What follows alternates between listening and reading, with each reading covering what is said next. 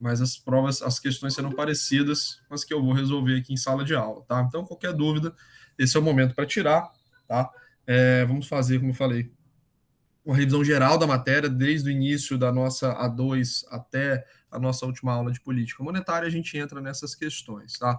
Antes da gente começar, alguma dúvida em relação ao trabalho? Professor, você ainda não respondeu se recebeu. Não, não respondi, vou responder hoje, tá? Todo mundo, porque até ontem pouquíssimos alunos tinham me encaminhado, então deixei para fazer hoje, que a maioria deixa para entregar na última hora mesmo, então deixa para eu responder mais tarde, tá?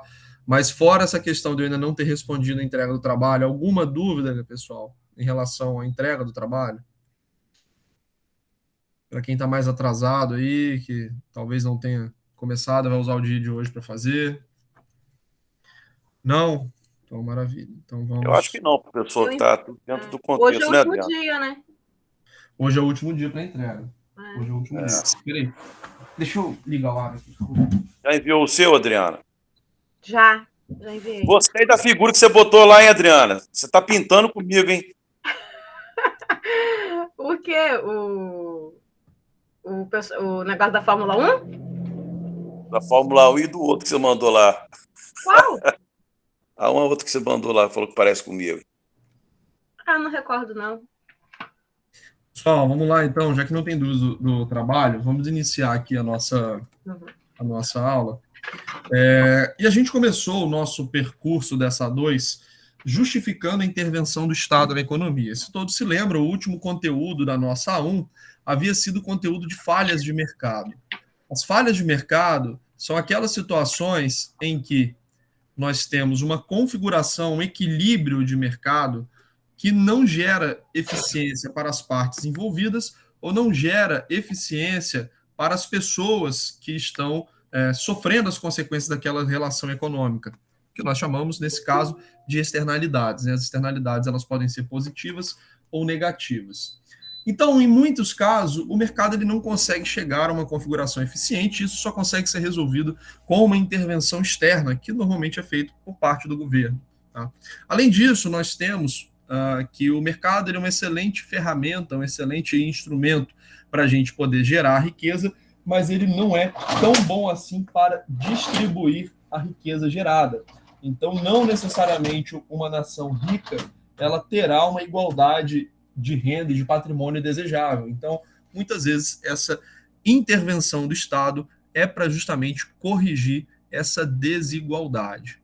Tá? Então, nós temos aqui situações de falhas de mercado e de uma concentração de renda que normalmente são a justificativa para a intervenção do Estado. E essa intervenção do Estado ela é classificada de duas formas diferentes, e essas formas elas têm previsão constitucional.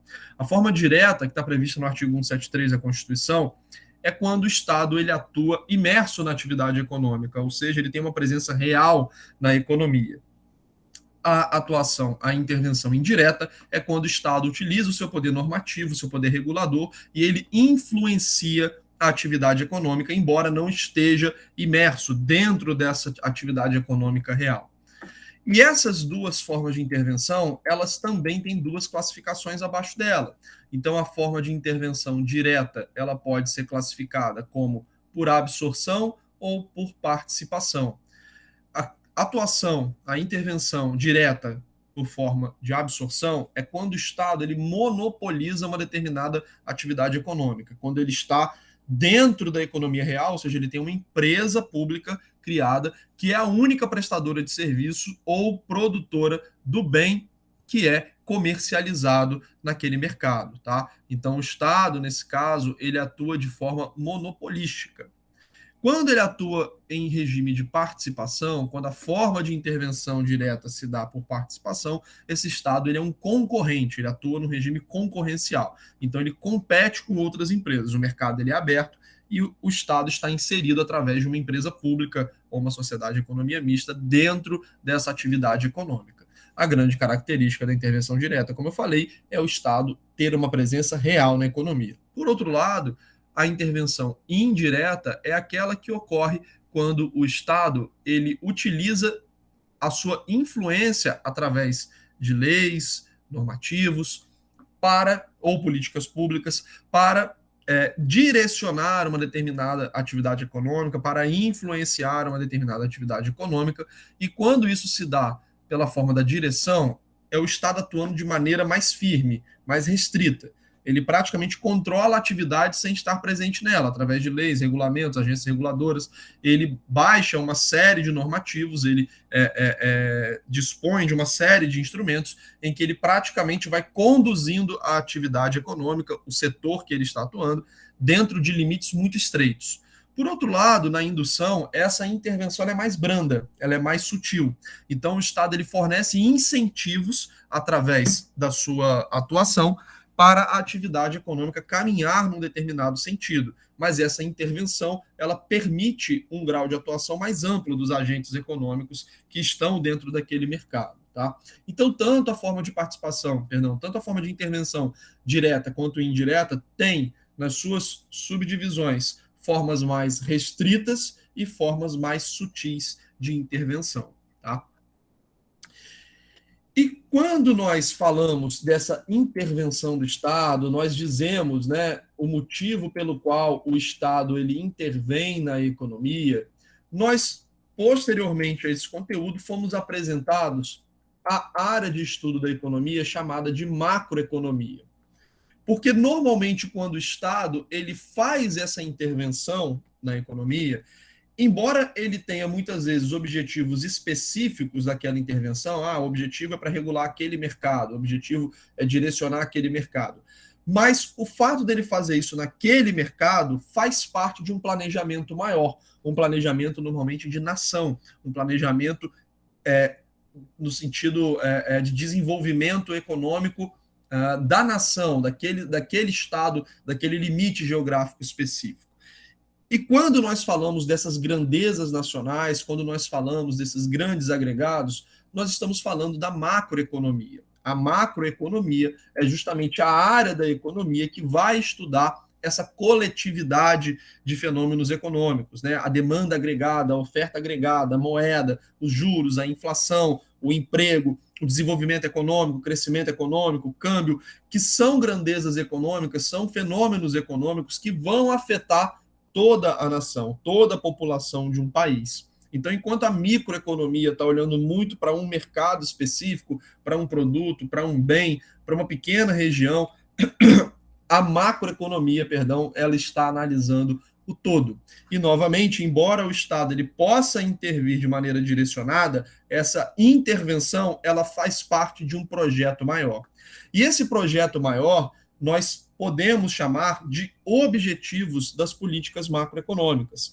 Esse projeto maior que o Estado tem, que justifica essas intervenções, tem a ver com o interesse do Estado em manter um alto nível de emprego naquele país, em ter uma menor desigualdade social, em manter os preços estáveis e garantir o crescimento econômico, ou seja, o crescimento, o aumento da produtividade, o desenvolvimento econômico daquele país.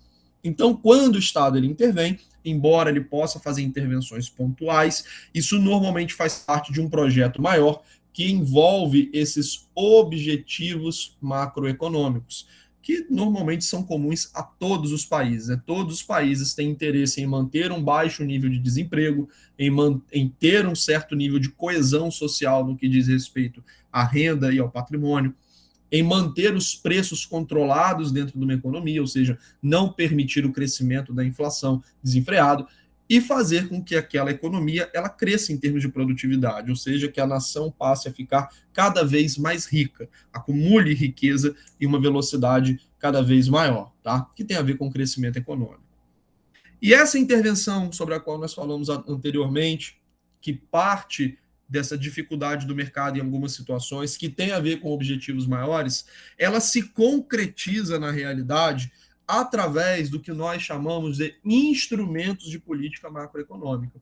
Então, a intervenção do Estado na economia, ela se dá através de determinados instrumentos que são consolidados em leis, né? Sempre todos eles têm alguma previsão legal, podem partir de determinadas estruturas específicas, como nós falamos, o Tesouro Nacional, o Banco Central e outras instituições de Estados. E cada uma dessas intervenções, elas recebem um nome de instrumento. Então, nós temos diversos instrumentos de política macroeconômica, nós temos diversos instrumentos à disposição do Estado para que ele execute as políticas definidas em busca dos objetivos que foram traçados. E dependendo da natureza daquele instrumento, ele recebe uma determinada classificação. Então, nós temos um conjunto de instrumentos que são classificados sob a alcunha de política fiscal. Nós temos um conjunto de instrumentos que recebem a denominação de instrumentos de política monetária, e assim por diante. Instrumentos de política cambial, instrumentos de política comercial, instrumentos de políticas de renda. Na nossa matéria, que nós vamos estudar para A2, nós estudamos detalhadamente essas duas figuras aqui, tá? Nós estudamos detalhadamente essas duas figuras aqui. Aliás, deixa eu fazer para cá. Nós estudamos detalhadamente essas duas figuras. Então, na nossa A2, nós falaremos em detalhes sobre política fiscal e política monetária, tá? Porém, caso haja uma pergunta aberta sobre os instrumentos de política monetária, perdão, os instrumentos de política macroeconômica, vocês deverão mencionar todos esses instrumentos, que embora nós não tenhamos entrado no detalhe, nós falamos, vocês sabem que existem mais instrumentos do que simplesmente a política fiscal e a política monetária, tá bom? Então, caso seja perguntado, vocês terão que mencionar todas essas políticas, todas essas naturezas de instrumentos de política macroeconômica, porém, no detalhe, nós só vamos cobrar esses dois aqui, tá?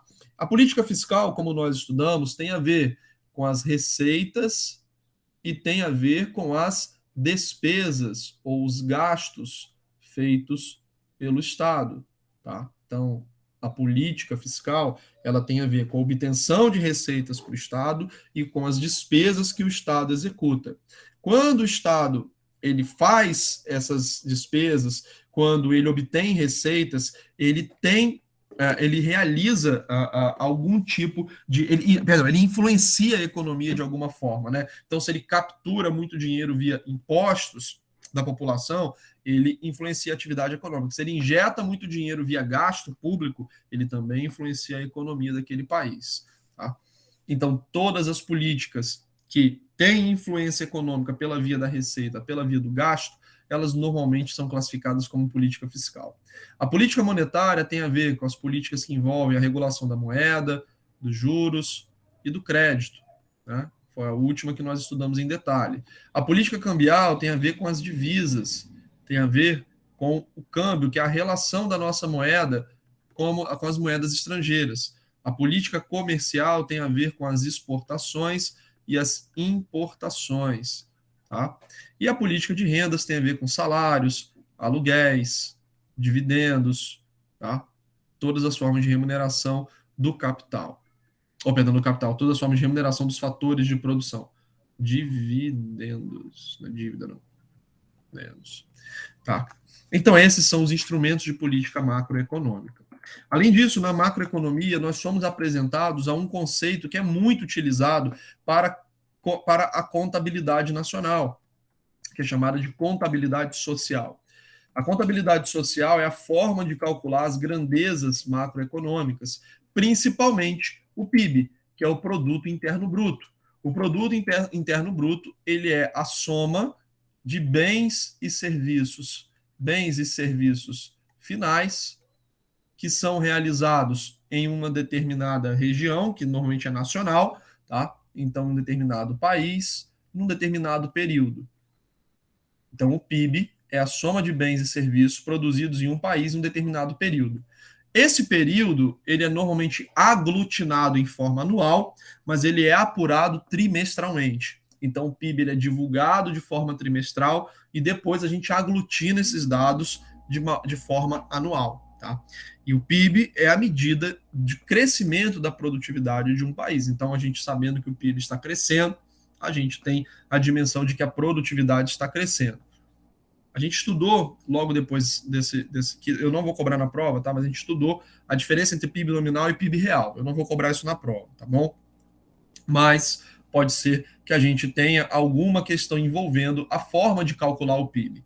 E a forma de calcular o PIB, ela pode ser feita tanto pela ótica da produção, quanto pela ótica do consumo, tá? Então, eu tanto posso olhar para o produto interno bruto com a visão do que foi produzido, quanto com a visão do que foi consumido. Quando eu olho com a visão do que foi consumido, eu estou olhando o PIB a partir da demanda agregada, tá? Que a gente chama de apuração do PIB pela ótica da despesa ou da demanda.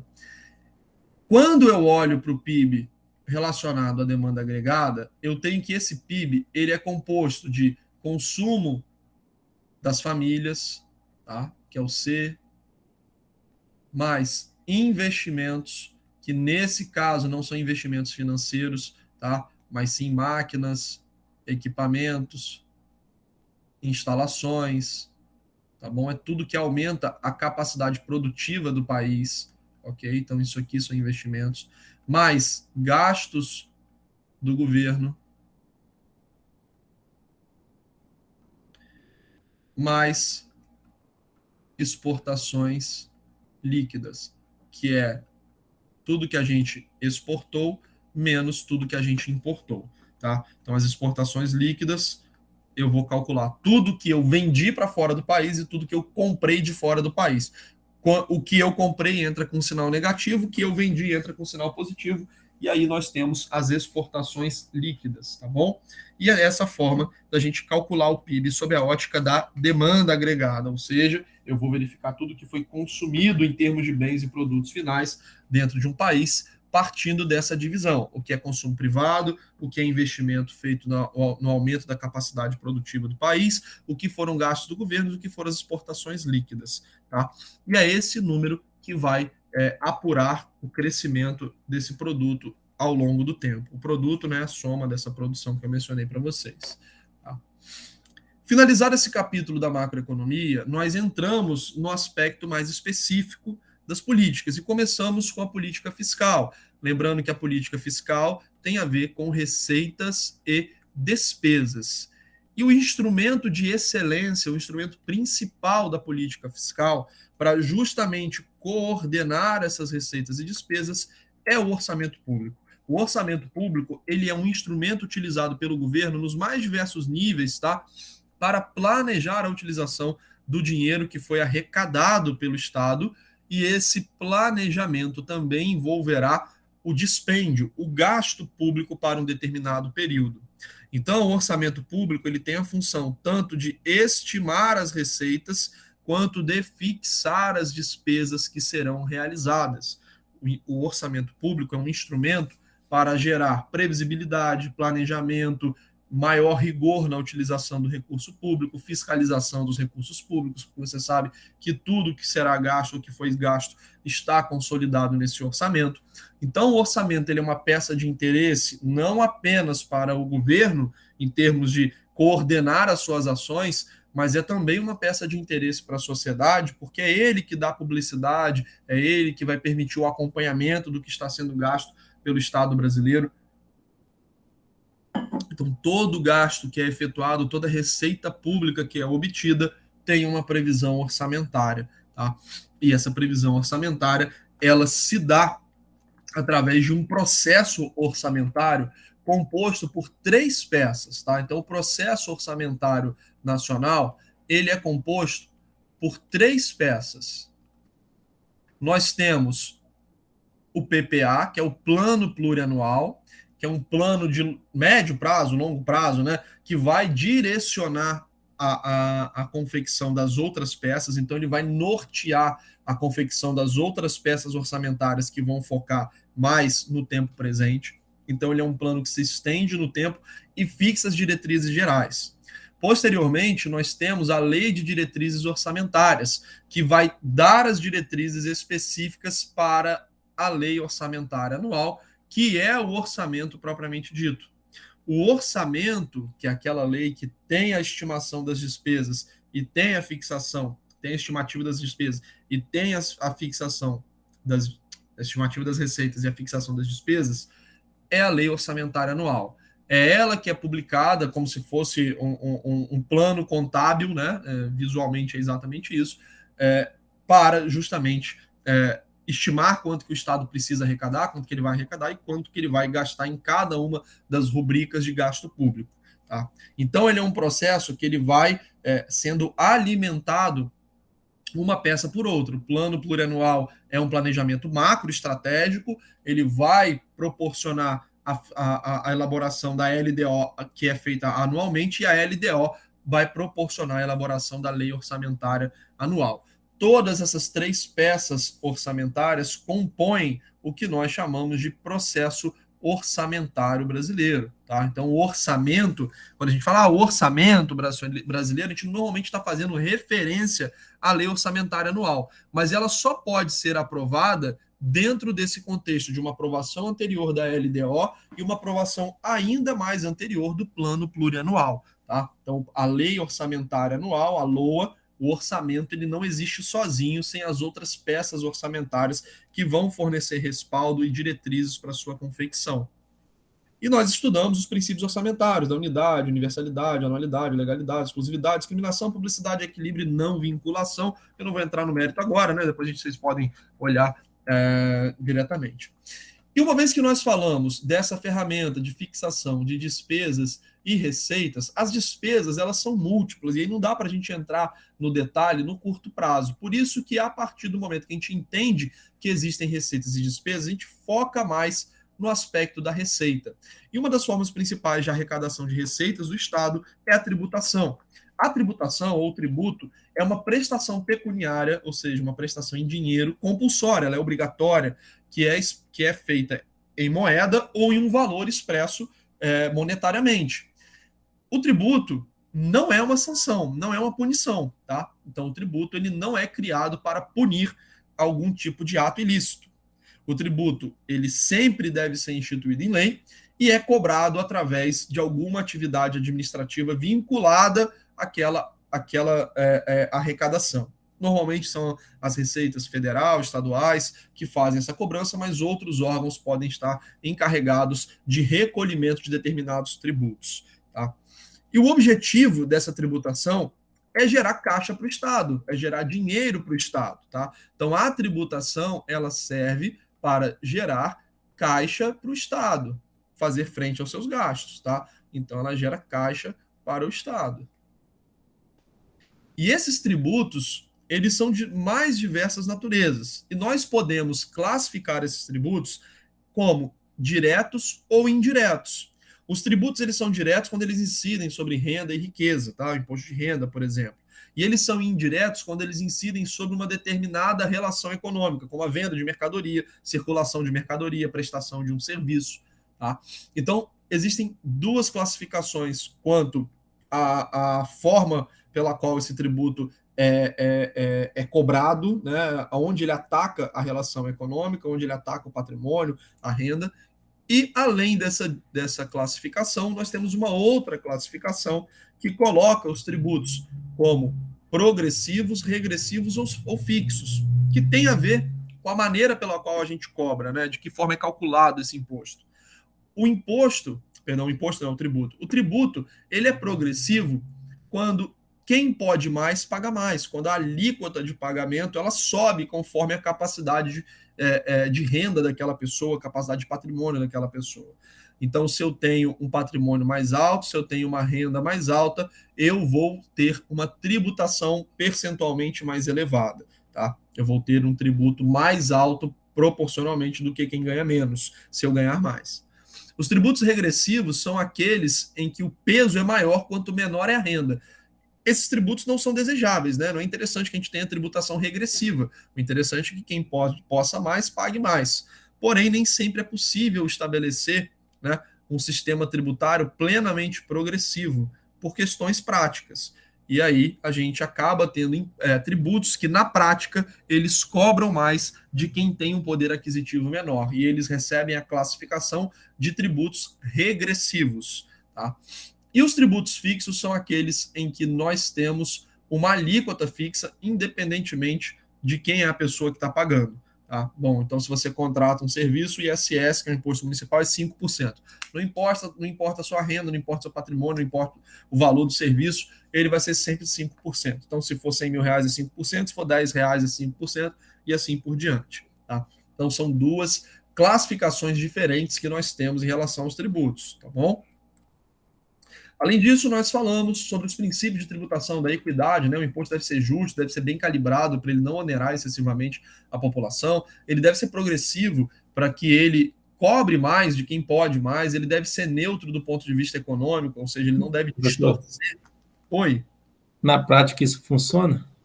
o quê? Essa questão da equidade. Acontece que no Brasil a gente tem não acaba não funcionando porque a gente não respeita, né, o princípio da progressividade também, tá? Então a equidade ela está um pouco ligada a essa progressividade, né? Porque é justo que quem receba mais pague mais imposto. Mas no Brasil, infelizmente, isso não se reflete, né? A gente tem uma carga tributária muito regressiva.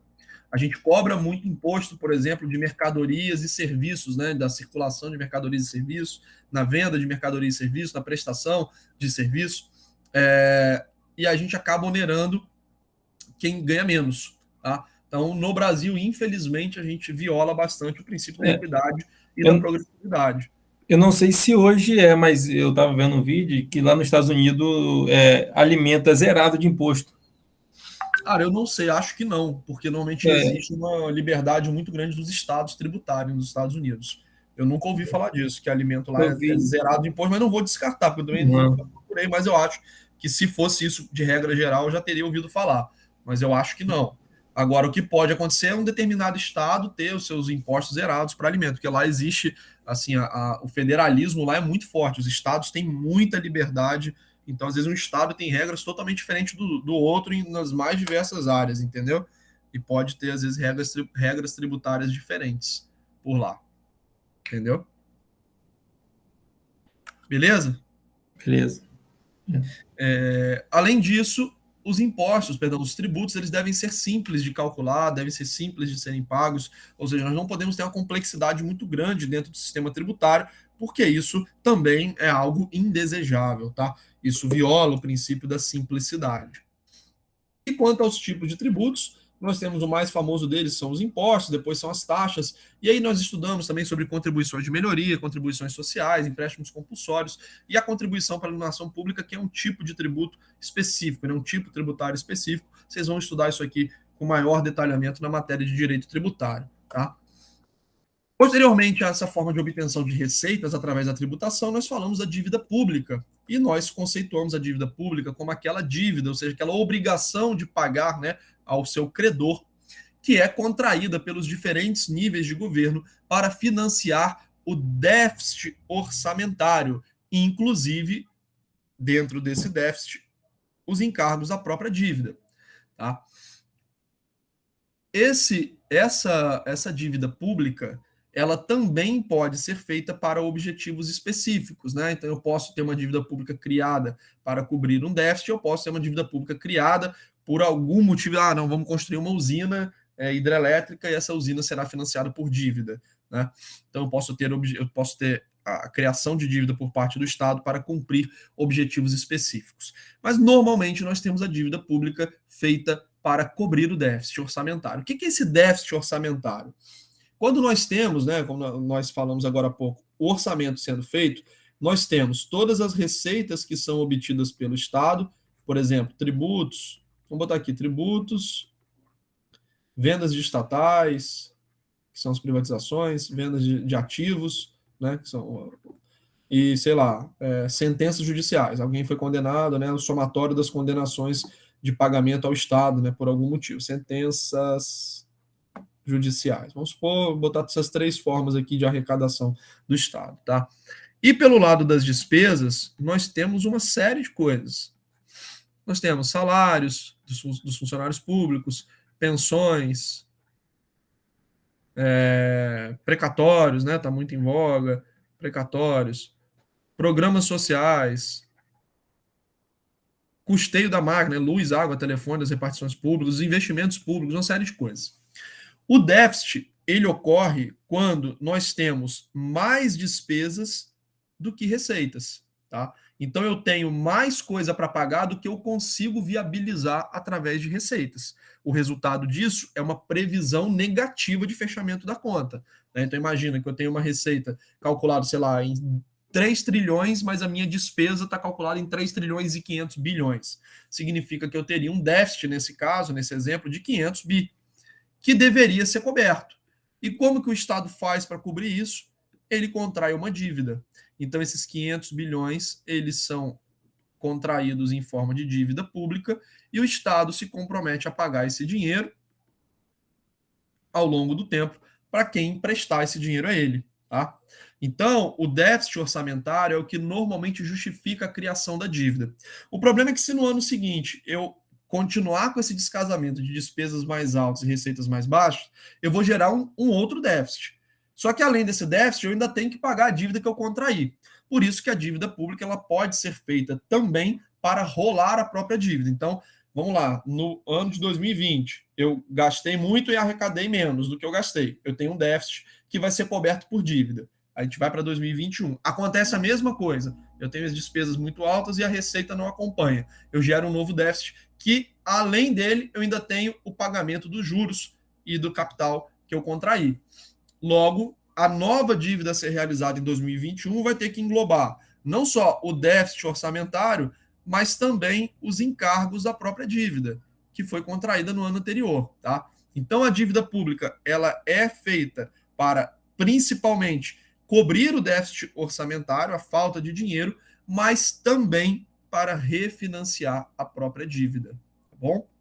Então, a dívida ela é contraída para cobrir essa falta de dinheiro do caixa do Estado e, além disso, para refinanciar a própria dívida. Tá?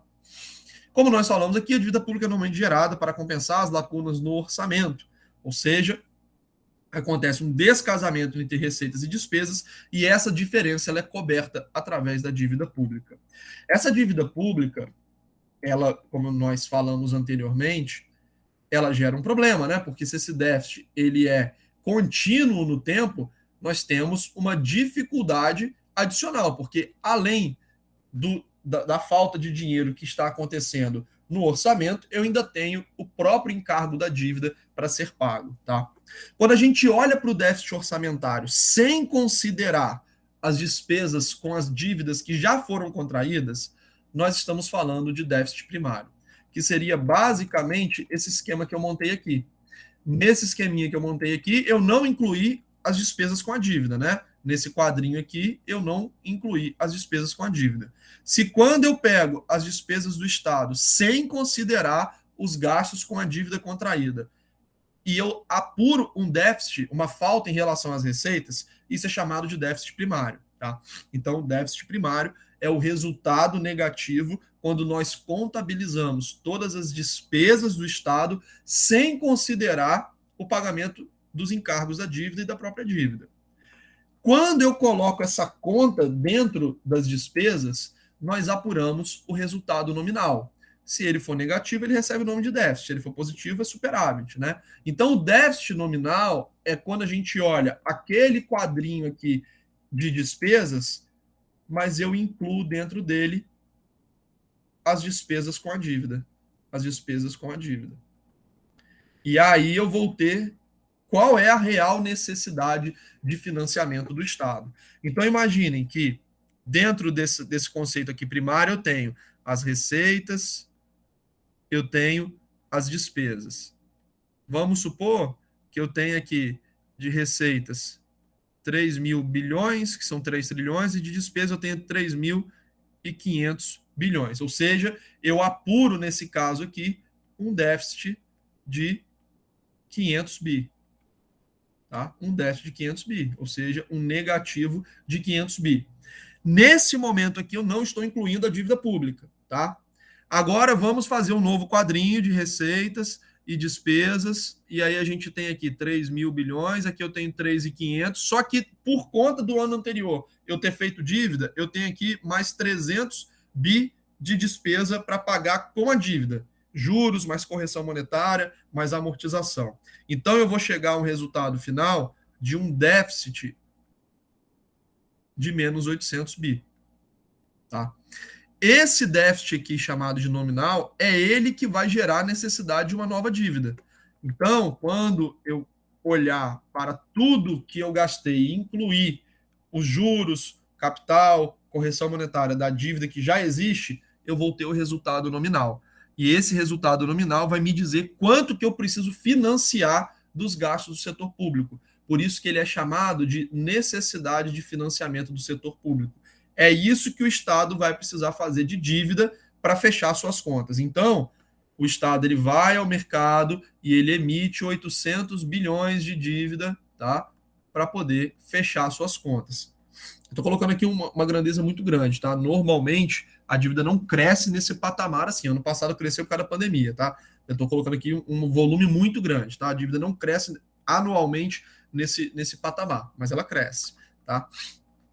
E aí, nós temos esses 800 bilhões aqui que serão emitidos de dívida para cobrir os gastos do Estado. E por que a dívida ela é ruim quando ela está fora de controle, quando ela cresce muito? Porque uma vez que eu tenho uma despesa cada vez maior com dívida, imagina que era 300, foi para 400, foi para 500, eu vou ter que ter cada vez mais dívida, ou eu vou ter que comprimir as outras despesas para conseguir pagar essa dívida, né? Porque você não consegue fazer dívida infinitamente, né? Uma hora as pessoas não vão querer emprestar, que vão achar que você não vai pagar, você está muito endividado, né? Então a dívida pública, quando ela está muito elevada, ela gera o risco, por exemplo, de um calote do Estado, ela gera um risco inflacionário, porque o Estado pode se ver tentado a imprimir dinheiro para pagar a própria dívida, gera um risco por conta das taxas de juros mais altas que serão pagas pelo governo para financiar essa dívida, e além disso elas comprimem as outras despesas, ou seja, elas tiram espaço das outras despesas, como benefícios sociais, pensões, salários, investimentos, custeio da máquina, para que o dinheiro da receita ele pague essa dívida que existe. Tá? Fala, Marcos Paulo. Ô, professor, todos os países sofrem esse déficit nominal ou alguns países mais evoluídos e não tem esse tipo de... A maioria dos países fecham suas contas no negativo. Tá? Só que esses países, diferentemente do Brasil, eles têm uma produtividade maior do que a nossa, então eles crescem economicamente maior, isso dilui a dívida do Estado, tá? E além disso, eles pagam taxas menores.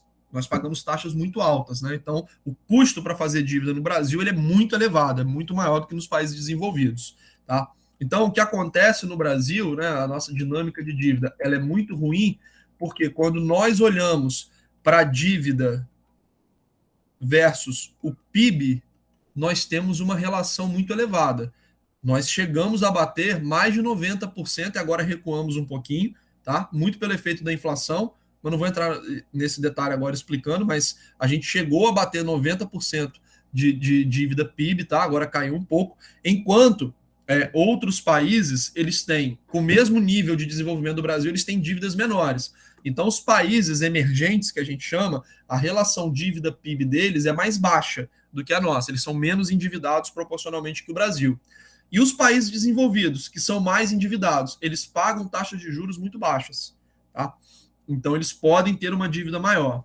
Essa dívida PIB, olhando para o Estado, seria mais ou menos você olhar para a dívida versus salário anual de uma pessoa física, tá? Num comparativo. Então, imagina, se você é uma pessoa física que tem uma dívida de 1 milhão, mas você ganha 30 mil reais por mês, você ganha 360 mil reais por ano, é uma coisa. Se você tem uma dívida de 1 milhão e você ganha 10 mil reais por mês, tem uma renda de 120 mensal no ano, isso é outra coisa, tá? Então, se você tem uma dívida grande, mas você ganha bem, essa dívida está diluída. Se você tem uma dívida grande e ganha mal, essa dívida está concentrada e pode ser um problema para você. Além disso, se você tem uma dívida grande e paga juro muito elevado, essa dívida cresce muito rápido, né? Porque os juros eles turbinam esses valores da dívida. Se você tem uma dívida, mas que paga menos juro, isso tem um efeito muito mais favorável para você, né? Porque sua dívida cresce pouco, né? Ao longo do tempo. Você não tem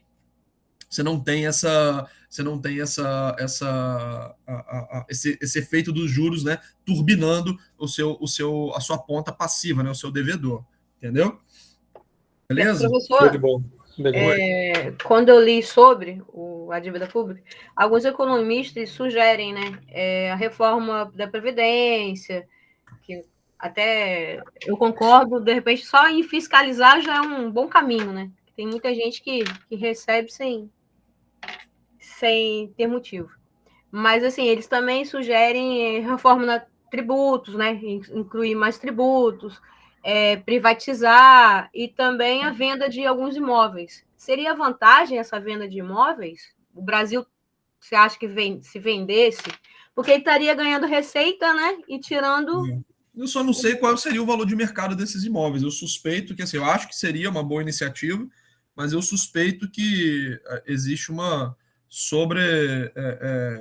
existe uma previsão muito otimista quanto à arrecadação com essa venda de imóveis, entendeu? Mas se o Brasil, por exemplo, diminuir ou quitar, não sei se é possível quitar uma dívida pública assim, no valor desse. Quitar não dá. Economicamente, seria muito vantagem para o Brasil não ter uma dívida alta? Então, o problema da dívida nossa não é nem ter a dívida ou não ter. Todo país tem dívida e dívida muito elevada, né? O nosso problema é que a nossa dívida é muito alta para o nosso nível de desenvolvimento. Então, o ideal seria a gente conseguir estabilizar o crescimento dessa dívida, né? Fazer essa dívida não continuar crescendo em relação ao PIB e acelerar o crescimento do PIB, ou seja, a gente deveria conseguir ser mais produtivo, né, para enriquecer enquanto nação, enquanto essa dívida ela permaneceria constante. Consequentemente, ela seria diluída em relação ao PIB. Se hoje ela tem, por exemplo, um peso de 85%, se a gente mantém o valor da dívida e cresce o PIB, daqui a pouco ela vira 70%, 65%, entendeu? 50%. Esse é um primeiro desafio. O segundo desafio é a gente conseguir ter uma estrutura nacional da economia em que a gente tenha menos juros. Um dos fatores que a gente tem na economia para pagar muito juros é justamente o fato do Estado gastar muito. Existe uma percepção de risco em relação ao Estado brasileiro, que ele gasta muito, consequentemente você tem um juro mais elevado. Lembra daquela conversa que a gente teve na aula passada? Para quem que você empresta o dinheiro? Para fulano que é um concursado ou fulano que vive de freelance? Claro, você vai emprestar para o concursado, porque ele tem menos risco. Então, se você vai emprestar para o Estado brasileiro, vai emprestar para os Estados Unidos. Lá você vai emprestar para os Estados Unidos, né? Ao invés de emprestar para o Brasil. Então, se o Brasil quiser captar dinheiro, ele tem que pagar mais caro, né? Então, ele acaba jogando o juro para cima e isso atrapalha a própria rolagem da dívida. Entendeu? Então, assim, não necessariamente a gente precisa pagar a dívida, a gente precisa estabilizar a dívida, crescer mais, ser mais produtivo enquanto país e, além disso, estruturar esse gasto público de uma forma mais racional, mais eficiente, para que isso permita, né, a redução dos juros no longo prazo. Então, a gente vai ter dois efeitos. A gente vai diluir essa dívida PIB, ela vai ficar mais barata para a gente, entendeu? Então, não precisa, vamos fazer privatização para quitar a dívida, vamos vender imóvel para quitar. Normalmente a discussão não é vamos quitar ou não, é reduzir o crescimento da dívida, entendeu? Isso tem a ver com, sem dúvida, dar uma amortizada. O Brasil, se hoje colocasse, por exemplo, adotasse, igual foi feito, né, com o Plano Real, adotasse o dólar, ia ser uma quebra muito grande no Brasil? Porque até o Reatra comentou, né, que o salário mínimo talvez vai ter um aumento. Se isso refletiria na dívida pública, na inflação. O problema é que você adota... O Brasil, de repente, virasse, né, adotasse o sistema de dólar para ficar igual na hora de exportar, importar, né? Mas isso traz alguns problemas. Primeiro que, assim, quando a gente adota uma moeda estrangeira como moeda oficial, você não tem impressora de dólar, você não tem como controlar, né, a quantidade de dólar que circula na economia. Você fica, basicamente, dependente da entrada de dólares através das transações internacionais. Então, isso restringe muito o poder do Banco Central para executar determinadas políticas. Tá? Então, imagina, no passado, na pandemia, a gente teve um choque muito grande econômico, né? E a resposta do Banco Central foi reduzir a taxa de juros e inundar o mercado de reais para a gente reativar a economia. Se a gente tivesse uma economia dolarizada, o Banco Central não poderia fazer isso, né? Então, o Banco Central ele não poderia garantir a entrada de dólares no país. Pelo contrário, provavelmente, como as transações se retraíram, menos dólares iriam entrar e a gente seria jogado numa crise econômica ainda mais aprofundada. Foi isso que aconteceu na época do Fernando Henrique, né? A gente teve a manutenção daquela paridade dólar-real, só que isso era muito caro. Para vocês terem noção, hoje o juro ele está na casa de 7,75%, caminhando para 12%. Naquela época, a gente chegou a ter taxa de juros de 45%. Tá? Então, a gente trazia dólares do exterior remunerando esses dólares. A gente pagava para ter dólar, né? Isso pode funcionar para estabilizar um país, dependendo do problema econômico que ele tem, mas pouquíssimos países dolarizam sua economia no longo prazo. Então, o Brasil ele não pode ter, assim como ele confecciona o real, ele não pode confeccionar o dólar? Ele tem que importar? Não. O dólar é um papel, na verdade. O dólar só tem força porque os Estados Unidos aceitam o dólar. Agora, você acha que os Estados Unidos vão aceitar o dólar produzido no Brasil? Claro que não. Você vai imaginar, você chega lá nos Estados Unidos para pagar ingresso da Disney com um dólar brasileiro. 45 anos para saber isso, professor. É o quê? Eu levei 45 anos para descobrir isso. Então, é porque, presta atenção. Eu achei que pudesse, assim, não, lógico, né? Comprar um maquinário, falar assim, ó, né, não é a curto prazo, não é para amanhã, mas tipo assim, a longo prazo, a gente vai mudar, a gente vai criar nossos próprios dólares. Mas eu vou te perguntar, agora você imagina o seguinte, se eu chegar para você e quiser comprar o seu carro com uma mala de cruzeiro, você vai aceitar? Vai estar desvalorizou, já não existe. Né? Não, então, mas você aceitaria? Eu te dou 1 bilhão de cruzeiro, você aceitaria? Às vezes, professor, tem algum colecionador que iria pagar bem, né? Não, mas aí 1 bilhão já perde valor, né? Não, mas agora pensa só, você aceitaria? Não, o professor não aceitaria. Por quê? Porque eu não posso comprar nada com cruzeiro. Então a moeda, ela não vale o papel, ela vale o poder dela de converter em outros bens. É a mesma coisa de alguém entregar folhas para ela, pegar uma árvore e entregar folhas.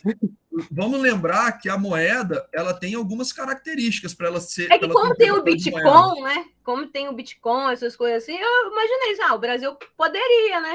Tipo, ter uma máquina dele, assim, agora a gente não vai fazer mais o real, vamos fazer o dólar, né? Não sei, seria um acordo, alguma coisa lá. Então, mas o dólar, ele não vale porque ele é dólar, ele vale porque é a moeda americana, entendeu? A moeda, ela não vale nada por si só, ela vale enquanto ela significa um meio de troca, tá? Ou seja, eu consigo converter essa moeda em outra coisa e as pessoas confiam que essa moeda vale alguma coisa. O que valeria um dólar brasileiro? Seria igual um real brasileiro, entendeu? Porque então, você transacionaria por bens brasileiros. Oi? Então, a solução seria, tipo assim, vamos inventar um novo nome que tenha o mesmo valor do dólar. A gente não tem um problema para o real. O real hoje não é um problema. O problema não é a moeda brasileira. O problema são as políticas econômicas que a gente executa aqui, entendeu? A moeda pode ter qualquer nome. O que importa são as políticas econômicas dela, entendeu? Por que, por exemplo, o peso argentino, a moeda, o bolívar venezuelano, você precisa de bilhões de bolívares e milhares de pesos, às vezes, para comprar uma coisa. Porque a moeda não vale nada, o papel por si só não vale nada, entendeu? É a capacidade de troca disso em bens que vale alguma coisa. O valor e todo mundo quer bens americanos, a economia americana é a mais forte do mundo, tá? Então, independentemente do nome que eles derem à moeda dele, vai ser a moeda mais forte do mundo, porque é a economia mais forte do mundo. Se em algum momento a gente tiver outros países com economia tão forte, com produtividade tão grande, com capacidade de trocar essa moeda por outras coisas, a gente vai ter outra moeda global, entendeu? Então não é a questão de o Brasil tem real e o real é um problema. Não, pode ter qualquer nome. O que importa... É que eu penso, de repente, como diz até o Marcos, na equidade do mesmo valor das moedas, né?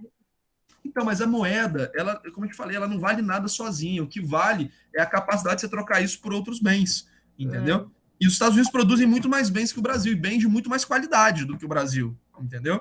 A gente está usando uma plataforma do Google Meet, que é americano. A gente está usando a internet que foi criada pelos americanos, entendeu? Então, assim, a gente está usando satélites de conexão, cabos que são americanos. Então, é por isso que a moeda deles é forte, porque eles têm produtos que todas as pessoas querem, entendeu? Então, não é a moeda, simplesmente. É o produto, o serviço que aquela moeda consegue se converter, entendeu? O que o Brasil produz, assim, desejado pelo mundo? Só coisa agrícola, né, hoje, assim, e commodities. Mas nós não somos os únicos que fazemos isso. Os Estados Unidos é o único que tem Google, Microsoft, Facebook, entendeu? Até o petróleo. Hã? Até o petróleo. Mas o petróleo não é os Estados Unidos, se eu não me engano, ainda ele é o maior produtor de petróleo quando você coloca o shale gas, mas não é o grande trunfo deles, porque o petróleo deles, para ser extraído, é um petróleo mais caro e de uma qualidade menor, né? Mas eles também são grandes produtores de petróleo. O petróleo brasileiro, você estava falando, talvez, né? Mas é commodity, né? Tem em outros lugares também. Entendeu? Então, assim, não é a moeda, simplesmente o papel moeda que vale alguma coisa. Na verdade, o papel moeda não vale nada. O que vale é a sua capacidade de trocar ele por outras coisas. Entendeu? E o dólar só é dólar porque a gente pode trocar ele por bens produzidos por americanos. Entendeu? O dólar brasileiro... O jeito é mudar para lá, né, professor? Não tem jeito, não. É o quê? O jeito é todo mundo mudar para lá, então. Seria uma boa. Pessoal, continuando, depois que nós terminamos de falar aqui de política fiscal, nós entramos, né, na inflação. E nós conceituamos a inflação como aquele aumento contínuo e generalizado de preços, né? Então, a inflação não é simplesmente o aumento de preço de uma mercadoria, mas é o aumento de várias mercadorias em vários segmentos de mercado diferentes e que acontece ao longo do tempo, tá? Isso é chamado de inflação. Então, a inflação, ela é um fenômeno temporal, tá? Ela é um fenômeno temporal, uma coisa específica, ela não é uma coisa, quer dizer, ela não é uma coisa específica de um momento só, não. A gente está vendo aqui o aumento do preço da carne, o preço do tomate. Não, isso é inflação. Não. Se a gente tiver o aumento da carne, do tomate, da luz, da água, ou seja, disseminado, e que isso vá acontecendo ao longo do tempo, aí sim a gente classifica esse fenômeno como inflação, tá? E essa inflação, ela tem algumas fontes, ou seja, ela começa por alguns lugares, né? Então, quando a gente tem, por exemplo, uma estrutura de mercado que é muito fechada, ou uma economia que não comercializa com o exterior, normalmente, quando você tem um aumento de custo, você tem esse repasse para os produtos finais. Então, os preços, eles sobem todos de valor, né? Você teve um aumento, sei lá, no custo da luz, aumentou R$ 1 a cada produto que eu produzo. Então, você vai repassar esse R$ 1 para frente. Você, a economia é fechada, um aumento de preços no país, ele é repassado ao consumidor interno, porque não existe concorrência com produtos do exterior. Então, quando a economia ela é muito fechada, nós temos a facilidade da inflação ser passada à frente, esse aumento de preço ser passado à frente e ele se transformar num fenômeno generalizado e contínuo, né, como é a inflação. Tá? Então, economias fechadas, estruturas de mercado mais fechadas, privilegiam esse crescimento da inflação.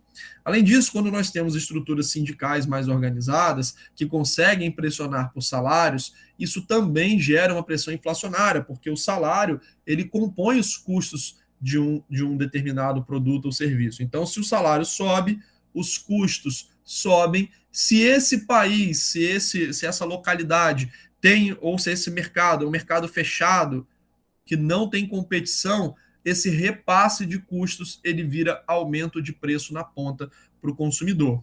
Esse aumento de preço vai diminuir o poder do salário, né? Porque se o meu salário subiu, mas os preços subiram mais, meu salário ficou defasado. O que eu faço? Eu pressiono por mais salários. Os salários aumentam, os custos aumentam, o preço aumenta.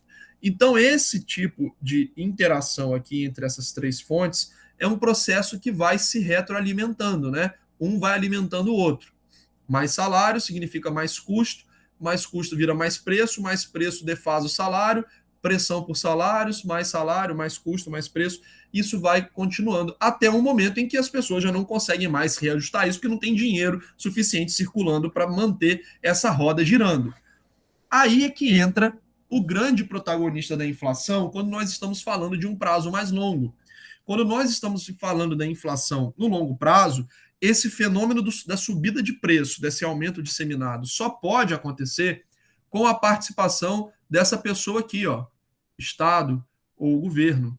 Porque é o governo, sendo dono, sendo capaz de executar políticas que injetam moeda na economia, que injetam dinheiro na economia, que tem a capacidade de continuar jogando gasolina dentro dessa fogueira. Tá? Então imagina que isso aqui é uma fogueira, que se depois de um ponto ela vai acabar, mas o Estado ele tem aqui um galão quase infinito de combustível, que é o dinheiro que ele possui através das suas impressoras de dinheiro, das políticas que ele executa. Então o Estado ele pode ficar alimentando esse incêndio aqui com o dinheiro. E isso normalmente se dá quando o Estado ele executa políticas que desequilibram a economia ou quando o próprio Estado está desequilibrado em termos financeiros. Lembre-se, quando eu falei da dívida pública, eu falei, o Estado ele pode acabar... Riato, esqueci de responder a sua pergunta, eu vou responder. Ele pode acabar imprimindo dinheiro, né, emitindo dinheiro para pagar a sua dívida. Então, quando ele faz uma política de expansão do dinheiro, ele está jogando gasolina nessa fogueira. Porque, como nós estudamos, a inflação ela é, no longo prazo, um fenômeno monetário. Então, imaginem que a inflação... Imaginem que a gente tem um nível de preço de R$ 100 para comprar 10 produtos, e aí a gente joga muito dinheiro nessa economia, e as pessoas têm 2 vezes mais dinheiro, né? Então as pessoas têm 2 vezes mais dinheiro. No mês seguinte, essas pessoas têm R$ 200 disponíveis. Eu não vou nem botar preço, vou botar aqui dinheiro que circula nessa economia, tá? Então vamos botar aqui dinheiro. que circula nessa economia. No mês seguinte, nós temos R$ 200 circulando nessa economia. Só que o número de produtos disponíveis continua sendo de 10. Logo, o preço de equilíbrio que era de 10, aqui, ele vai passar para 20. Tá? E aí, nós temos um aumento de preço generalizado na economia que se deu simplesmente pelo aumento do dinheiro circulando. Tá? Então, a inflação, para ela continuar indefinidamente, ela depende desse ingresso de dinheiro na economia. E só quem pode fazer isso no longo prazo é o governo. Tá? Porque é ele que é o detentor das políticas monetárias, ele que executa as políticas macroeconômicas que vão garantir essa injeção de dinheiro dentro da economia. Tá? Fizemos uma distinção de inflação de demanda e inflação de custos. Né? A inflação de demanda é quando tem um excesso de consumo, então as pessoas estão com muito dinheiro, e a inflação de custos, a inflação da oferta, é quando nós temos um choque de preços, um choque de custos, perdão, dentro da economia. Essa inflação de custos, ela tende a ser transitória se não houver essa injeção de dinheiro. A inflação de demanda, ela é normalmente causada justamente por essa injeção de dinheiro que acontece na economia. Tá? Então, a inflação de demanda, ela tende a ser mais longa do que a inflação de custos. Tá bom? Essa aqui tende a ser mais transitória se não houver nenhum tipo de barberagem econômica do governo. A inflação de demanda, ela tende a ser mais longa. Tá? E por que a inflação é ruim? Por que a gente não deveria tolerar a inflação dentro da economia? Ah, professor, mas não é bom que as pessoas tenham mais dinheiro no bolso? Os preços estão subindo, mas as pessoas estão tendo mais dinheiro a cada mês, então elas estão tendo o seu poder de compra sendo reposto. Não. Infelizmente, a inflação ela causa redução do poder de compra, porque nem todo mundo consegue, por exemplo, ter reajustes salariais a todo momento. Nem todas as pessoas têm acesso a esses gatilhos de correção monetária. Então, a inflação, ao longo do tempo, ela vai comprimindo o poder aquisitivo de uma série de pessoas dentro daquele país.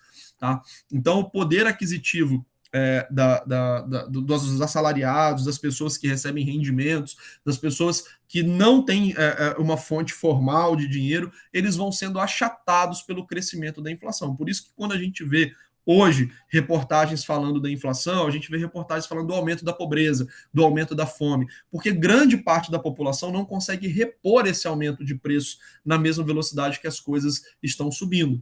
Tá? Então, uma pessoa que ganhava R$ 1.000 no início do ano, hoje, ela não conseguiu repor em 10% o seu dinheiro, ele não ganha 1.100, tá? Ele continua ganhando 1.000, e as coisas subiram 10% de preço, então ele compra 10% menos com o salário dele, tá? Isso é uma redução de poder aquisitivo, isso é um empobrecimento relativo que aquela pessoa está sofrendo, porque o dinheiro dela já não compra as mesmas coisas.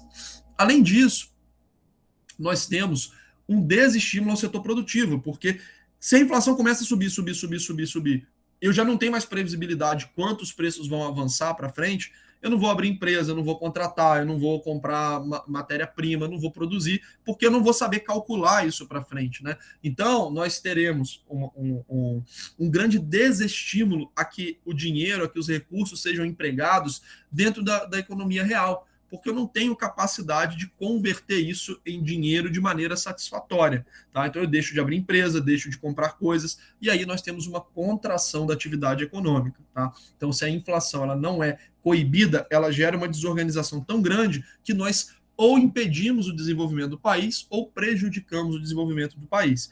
Não à toa, quando a gente olha, por exemplo, para a Argentina, para a Venezuela, são países que empobreceram porque eles têm um problema de inflação que não foi corrigido, principalmente a Argentina, né? O Brasil passou por uma hiperinflação e corrigiu, resolveu a hiperinflação. A Argentina, apesar dela não ter a hiperinflação, mas ela tem inflação elevada há muito tempo, e a Venezuela hoje vive a hiperinflação, né? E são países que estão tendo um empobrecimento muito rápido, né? Por conta justamente desse desestímulo do setor produtivo, de você ter, de você fazer negócios no setor produtivo. Ninguém quer correr esse risco, né? De criar uma empresa e não saber quanto que vai ser o salário que ele vai pagar, quanto que vai ser a matéria-prima que ele vai comprar. Fala, Marcos, depois eu vou responder a sua pergunta, tá, Riata? Assim que eu terminar. Professor, fala aí.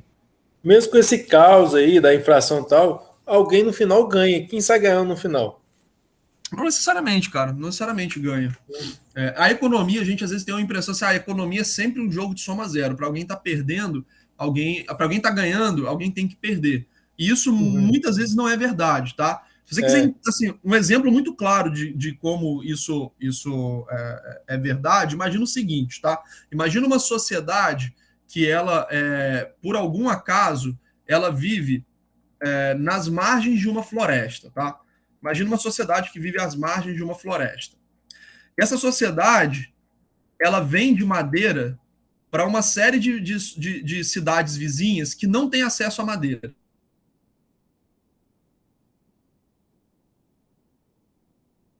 Tá bom? E essa madeira ela é necessária para fazer casa, para fazer fogueira, para fazer lareira, para fazer lareira no inverno. Então, a madeira é um bem que é muito requisitado dentro daquela região, e uma cidade só, que fica às margens dessa floresta, monopoliza aquela produção. Logo, ela é muito rica, porque todo mundo quer madeira e só ela tem madeira, beleza? Então, ela é uma cidade muito rica. Vamos imaginar que essa cidade ela tem um galpão onde ela armazena toda a madeira que é retirada, tá? E que do dia para a noite, esse galpão pega fogo. E a madeira pega fogo. Já não vale mais nada. A pessoa quer madeira, não quer cinza de madeira. Quem ficou mais rico com isso? Ninguém. Todo mundo ficou mais pobre. Tá? Então, na verdade, nem todo fenômeno econômico ele vai gerar o ganho de alguma parte. Na verdade, pode estar todo mundo perdendo. O fenômeno inflacionário, ele normalmente é um caso desse, em que muitos estão perdendo, a maioria está perdendo, e que ninguém está se beneficiando diretamente dessa inflação. Se a gente puder dizer, quem está se beneficiando diretamente dessa inflação? O principal beneficiado é o governo, porque ele assume o maior pagador de despesas da sociedade, ele assume um montante de pagamento de despesa num determinado momento, ok? E ele dilui esse pagamento porque a inflação subiu. Ele continua arrecadando impostos com os preços lá em cima e ele fixou as despesas dele lá embaixo, porque as despesas do governo, muitas delas não são corrigidas pela inflação, tá? Automaticamente. Então, um grande beneficiado da inflação é o próprio governo. Tá? No meu ponto assim, de vista, um dos beneficiados são os bancos, os banqueiros, não? Não que necessariamente. Nisso que a pessoa, nisso o poder de compra diminui e automaticamente as pessoas pegam empréstimo para que possa interar seu poder de compra e nisso acaba se endividando nos juros e algumas coisas assim. Mas você concorda que essas pessoas também têm uma dificuldade de pagar? Porque elas são mais pobres? Sim. E o banqueiro ele quer receber. Esse é o principal interesse. Então, você tem uma taxa de juros elevada, uma inadimplência elevada, não faz muito sentido. Se, de fato, os juros brasileiros eles fossem tão atrativos assim, a gente teria um monte de banco internacional aqui no Brasil operando. E, não obstante, os maiores bancos do mundo eles saíram do Brasil nos últimos anos, porque o mercado brasileiro é muito difícil. Então, na verdade, os bancos não são beneficiados por um cenário econômico negativo. É o contrário, eles são prejudicados. Tá? Se você pegar os maiores bancos do mundo, onde eles estão? Estados Unidos e Europa. São países estabilizados sem inflação. Entendeu? Por isso que eu tô falando, a gente fica, às vezes, com a impressão de que a economia é um jogo de soma zero. Perdi, alguém ganhou. Não necessariamente. A maioria das vezes, todo mundo está perdendo, a maioria das vezes está todo mundo ganhando. Alguns em discrepância, mas todo mundo está ganhando. Tá? Mas teve um... Não, beleza, estou falando de maneira geral. De maneira geral, quando nós temos crescimento econômico, todo mundo se beneficia. De maneira geral, quando nós temos uma queda na economia, quando nós temos problemas econômicos, todo mundo perde. Tá? Se a inflação fosse tão boa, por exemplo, para os bancos, a Venezuela só tinha banco. Não obstante, todos os bancos que não eram venezuelanos saíram da Venezuela. Hoje você não tem banco internacional operando na Venezuela. Só tem os bancos que estão por lá porque já estão lá, né? Não vão abrir filiais em outros países. Né? É mais difícil. Mas bancos internacionais não querem saber da Venezuela, não querem saber da Argentina, não querem saber do Brasil. Então é o contrário, a atividade bancária ela floresce, ela se desenvolve em países estabilizados, em países que tenham um crescimento previsível, que tenham boas políticas econômicas, entendeu? Porque o banco pode adorar juro alto, mas ele gosta mais ainda de dinheiro dentro do caixa. E não adianta você ter juro alto, você tem inadimplência muito alta. Se o juro é alto, mas a inflação é alta, então você está quase trocando dinheiro, entendeu? Assim. Beleza. Valeu. Vamos lá, Riato. Previsto para o ano que vem o aumento do salário mínimo. Isso aumentaria a inflação e a dívida pública? Seria benéfico ou não benéfico à população em uma forma geral? Então, se a gente tiver o aumento do salário mínimo, num primeiro momento, a gente tem a impressão, né, de que assim, o dinheiro que está entrando ele é muito positivo. Né?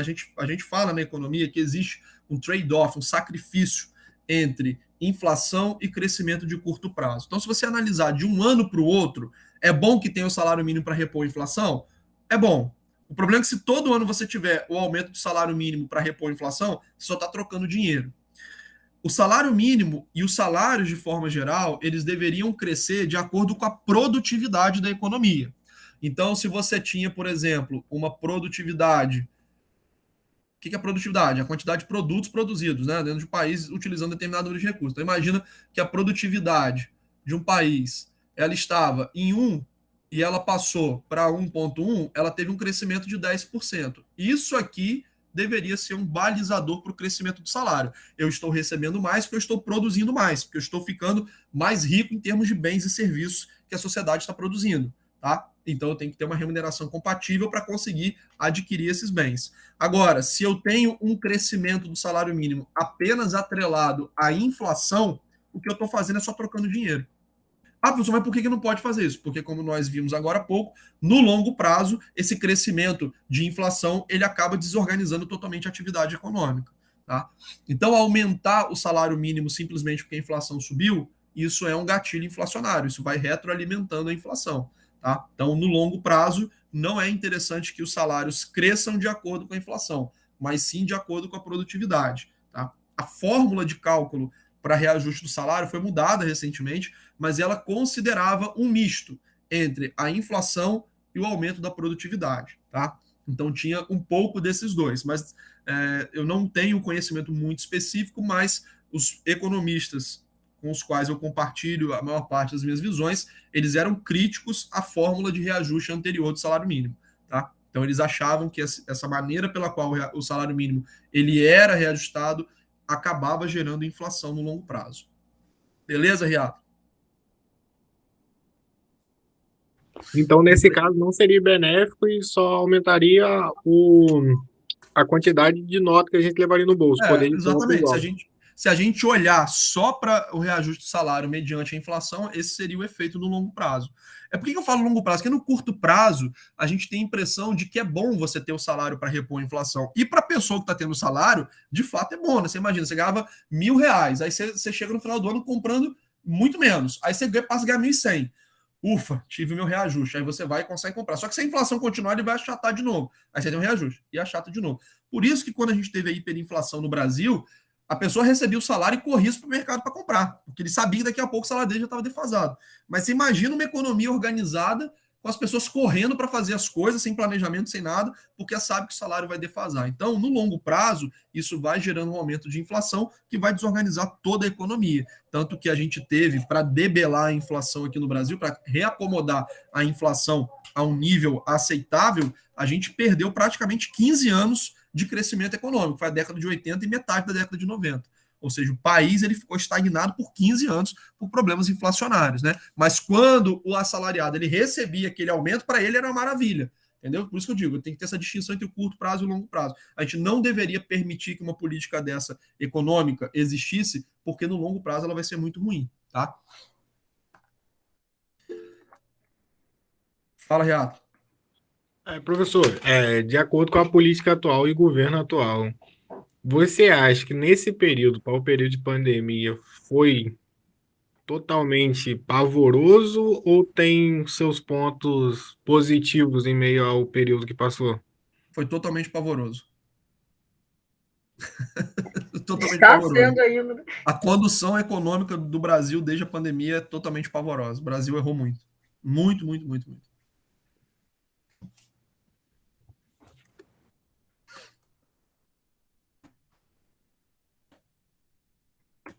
Não à toa, né? A gente vê os países tendo as suas economias normalizadas e as suas previsões econômicas progredindo, e o Brasil, a cada semana que passa, a gente tem uma expectativa ainda menor de crescimento, de mais inflação, de mais juros. Assim, o Brasil fez tudo errado e a culpa de 95% desse problema é do governo federal. Executou políticas equivocadas, desestabilizou o país, assim, foi tudo que a gente não poderia fazer. Assim, o Brasil, no contexto econômico atual, com as commodities, né, nós exportamos commodities, né, então minério de ferro, commodities agrícolas, em preços que a gente não via há muitos anos. O Brasil conseguir patinar e ter um desempenho tão ruim comparado aos pares internacionais realmente assim, é um trabalho de profissional, cara. Não é pouco erro, não. É muito erro para poder chegar nessa situação, cara. Realmente Professor, o governo fez um esforço muito, muito grande para dar errado. sobre a economia, o ministro da Economia, né, Paulo Guedes, né? Sobre que algumas condutas, alguns erros, Também, né? né? Também, mas a responsabilidade principal é do chefe do executivo, porque ele, assim, não pautou uma série de reformas e destabilizou o país com uma série de polêmicas políticas desnecessárias. Isso teve uma contribuição muito grande, bancou desrespeito às regras fiscais, né? Esse furo no teto foi, assim, uma coisa chocante para quem é da área econômica. Uma coisa assim, de deixar o queixo caído, foi de uma hora para outra, ninguém esperava. E isso foi um golpe de misericórdia. Esse mal-estar recente tem muito a ver com essa quebra do teto de gastos, que foi promovida pelo chefe do executivo, né? Então, assim, o ministro da Fazenda, da Economia, ele tem a responsabilidade, porque ele tem que articular a proposta. Também está sendo desastroso, prometeu mundos e fundos, fez nada, entregou nada, mas, sem dúvida nenhuma, a principal responsabilidade é do chefe do executivo. Não teve nenhum governo, né? E da mesma forma, por exemplo, o desastre econômico da era Dilma. De quem é a maior responsabilidade? De Dilma. Ela bancava, Dilma é economista, né? Então, ela bancava todas as loucuras macroeconômicas que foram feitas. Isso tinha total assim, respaldo dela. Ela concordava com todas as políticas, ela queria políticas dessa forma, né? Então, a gente teve uma destruição econômica absurda também no governo Dilma. Governo FHC e governo Lula. Eles bancaram as políticas econômicas, eles deram respaldo, eles pautaram propostas no Congresso, mobilizaram a base para aprovar, deram estabilidade institucional. Principalmente FHC 1 e Lula 1 foram governos em que o executivo ele teve uma conduta exemplar dentro da conduta econômica, dentro do aspecto econômico, entendeu? O desastre mesmo, ele começa com Dilma, aí Temer interrompe, tem um governo muito bom por um curto período, aí o governo recente, desde a pandemia, resolveu simplesmente aloprar assim, fazer terra arrasada num cenário que seria difícil de imaginar. Passar por isso hoje. Fala, Reato. Professor, tipo, eu tenho um colega meu que ele é petista. Aí ele falou que o problema de Dilma seria reflexo dos governos anteriores. Tem nada a Não ver. seria, não? Não, tem nada a ver. Dilma conseguiu, ela recebeu a economia. Lula 2, o segundo governo Lula, ele muda um pouco a orientação econômica dele a partir da crise econômica mundial. E aí você até entende um pouco, né? Isso deu vazão às políticas de Dilma, né? Isso deu o gancho para Dilma executar a política econômica do governo dela, mas você entende que Lula mudou a política econômica dele a partir da crise. A gente até entende isso, tá? Mas o governo Lula 1 e Lula 2, ele foi uma continuidade praticamente de FHC 1 e 2, tá? Dilma, ela muda completamente, ela quebra o que a gente chamava de tripé macroeconômico, ela intervém nos juros, ela força o Banco Central a baixar juros, ela libera muito crédito subsidiado, o mundo está crescendo, o Brasil despencando durante o governo Dilma, um pouco do que a gente está vendo agora, né? Só que na época de Dilma, a destruição foi ainda maior do que o governo hoje, Bolsonaro, tá? Então Dilma, ela realmente errou muito, mas ela teve mais tempo para errar também, né? Porque ela teve 5 anos para errar, 5 anos e um pouco. Né, o governo, por enquanto, só tem 3 anos. Talvez ele chegue na destruição aí do governo Dilma. Né? Ainda não deu tempo, talvez. Mas não teve nada a ver com a herança econômica. Dilma recebeu o país redondo e entregou o país quadrado para Temer. Mas a economia, durante essa pandemia, a culpa maior não foi pelo emergencial, então, né? Não, teve outras questões. Não é uma coisa específica. O ano passado não tinha muito o que fazer, entendeu? O que foi feito, acho que de uma forma errada, mas você até entende. Agora, esse ano não tem explicação. Não é só o auxílio emergencial que contribui para o problema, até porque o auxílio emergencial ele foi bom no fim das contas, né? Mas é uma série de coisas, atraso na vacina, o presidente desmoralizado internacionalmente, o Brasil hoje é um páreo internacional, o presidente não apoia as políticas econômicas que ele prometeu na campanha, o Ministério da Economia não tem apoio para fazer reforma administrativa, reforma tributária, não tocou uma privatização, ele desestabilizou, como eu falei, o país, o dólar disparou justamente por conta dessa percepção de risco, agora, recentemente, destruiu o teto de gastos para bancar um aumento em programas sociais, emendas parlamentares, reajuste de servidores para tentar se reeleger. Então, não é nem o auxílio, para mim, nem é tanto auxílio emergencial, entendeu? Uma série financeiramente, de coisas, eu pensei que fosse o auxílio. Hã? De uma visão financeira, assim, né, de dinheiro, né? Eu achei que fosse o auxílio. Não, o auxílio contribuiu para o aumento da inflação, mas não tinha muito o que fazer naquele momento, entendeu? Agora, esse descontrole recente é 100% culpa da perspectiva que o mercado tem hoje, os investidores têm hoje, da postura do governo frente às contas públicas. O governo hoje não sinaliza nenhum tipo de apreço pelas contas públicas, né? E isso parecia superado, né? Ninguém contava, como eu falei, com essa quebra do teto de gastos, como aconteceu. Então, isso gerou um mal-estar muito grande. E aí você tem a previsão, as previsões são sempre para frente, são sempre pessimistas. Pessoal, deixa eu adiantar aqui, uma coisa hoje mais tarde lá, a gente bate um papo aí mais aprofundado de política, economia, etc. Mas vamos adiantar aqui, só para poder passar as questões para vocês. Eu vou adiantar essa parte política monetária que a gente falou mais recentemente, tá bom? Então, depois vocês, qualquer coisa, olhem a aula lá. Vamos falar dessas questões. Você envia depois esse material para gente? Vou mandar. Uhum. Não, eu quero ficar rico. Enquanto eu não ficar rico, eu não paro. Então, o dia que você ficar rico aí, pô, você avisa a gente aí, chama a gente para sair, Marcos. Vambora. Tô mexendo com o colega aqui, desculpe. Tranquilo. Olha só, pessoal, questões exemplo, tá? Questão 1, que foi da prova passada. Eu coloco aqui uma manchete de jornal falando sobre o processo orçamentário, né, a aprovação do orçamento da LOA, né? E embaixo eu coloco assim: cite com suas respectivas definições pelo menos 3 princípios orçamentários. Todas as questões, ou praticamente todas as questões de vocês, vão envolver um caso prático, uma manchete de jornal, tá? Um texto jornalístico que eu vou colocar para vocês na prova, envolvendo um tema da nossa matéria, tá? Então todas as questões terão um texto introdutório falando de um tema da nossa matéria. Depois disso, eu vou colocar algumas perguntas. Essas perguntas, elas podem ser perguntas fechadas, ou seja, que têm um caminho muito específico, né? Pedir para vocês elencarem algumas coisas, pedir para vocês mencionarem algumas coisas, e aí vocês vão recorrer ao material, às gravações da aula, às anotações de vocês, para poder responder, tá? Então, vocês vão ter a possibilidade de olhar o material e colocar a resposta correta. E outras perguntas, como vai ser a letra B, que daqui a pouquinho eu vou falar, que são mais amplas, tá? Que vocês vão poder colocar, escrever de forma dissertativa, né, um entendimento mais amplo de vocês do conteúdo que nós estudamos. E aí não vai ter assim, o gabarito é esse. Tem várias maneiras de responder corretamente, tem várias maneiras também de responder de forma errada, tá? Mas vocês vão ter uma liberdade maior de escrever o que foi aprendido na matéria, tá? Porque, como eu falei desde o início, é esse o objetivo principal. Vocês têm esse raciocínio econômico mais apurado, tá? Então, por exemplo, letra A, um item de pergunta mais fechado. Cite, com suas respectivas definições, pelo menos 3 princípios orçamentários. Então, vocês vão olhar lá no material, né? Quem estudou pode falar de cabeça. Princípio da anualidade, legalidade, publicidade, da não vinculação. Então, cita 3 e coloca as suas definições, tá? Então, na letra A, seria basicamente vocês recorrerem ao material, o estudo de vocês, para vocês acertarem a questão. Na letra B, eu coloco o seguinte: considerando nossas aulas de economia política, qual é a importância do orçamento para o poder público de forma geral? E aí, essa questão, ela é uma questão mais aberta, né? Que vocês vão poder responder uma série de coisas. Alguém quer colocar uma resposta possível para eu poder dizer se estava certo, se está no caminho certo, para ter essa percepção, se o seu raciocínio está seguindo aí? O que vocês colocariam nessa?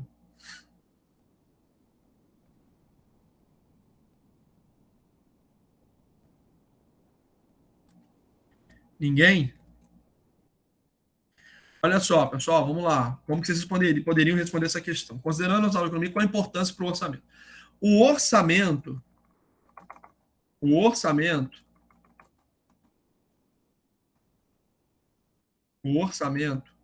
ele é um instrumento utilizado pelo governo para planejar a utilização do dinheiro.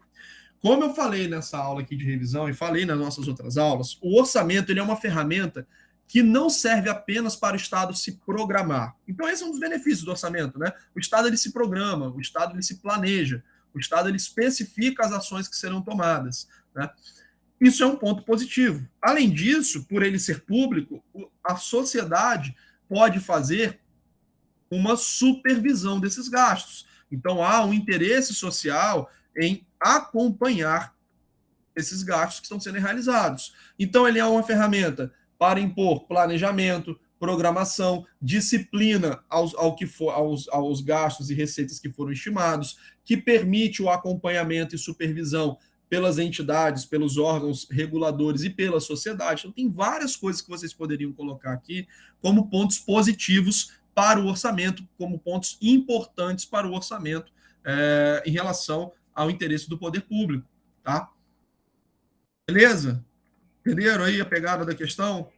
Que não precisar colocar uma coisa só, que poderia ser mais de uma, poderia ser coisas diferentes. Beleza? Por isso que eu falei que é uma questão aberta. Tranquilo? Deixa eu botar meu dedo aqui fora do... Beleza. Alguma dúvida, galera? Vocês entenderam o sentido por onde vocês teriam que caminhar depois da resposta?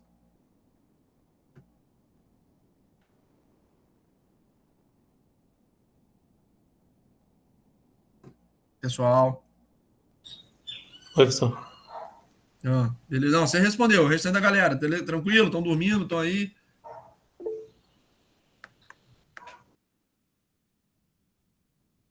O Marcos Paulo tá rico, já está respondendo. Vocês que não estão ricos ainda não estão acompanhando. Beleza. Vamos lá, segunda questão. O crescimento de um grande volume de títulos pré-fixados fez a dívida pública ter diminuição significativa em abril. Segundo números divulgados hoje pelo Tesouro, a dívida pública caiu de 5,2 trilhões em março para 5 trilhões em abril. As instituições financeiras saem como principais detetoras, fundo de investimento, tal. Beleza. Na questão 1, nos deparamos com a notícia sobre um alto déficit previsto para as contas públicas no ano de 2021. De que forma o déficit orçamentário se comunica com o tema da dívida pública? De que forma, pessoal, o déficit orçamentário ele se comunica com o tema da dívida?